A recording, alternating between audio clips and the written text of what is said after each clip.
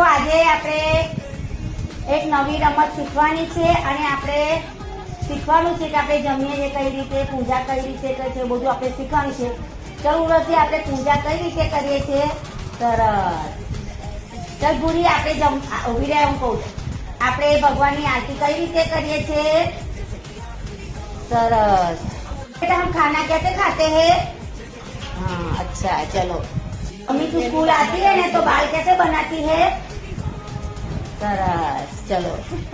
पानी कैसे पीती हो? सरस. चलो. विमान कहीं उड़े? विमान कहीं उड़े? ऊपर. सरस. बीमार થઈએ તો ડોક્ટર શું આપે? દવા. દવા કેમની પીવાની?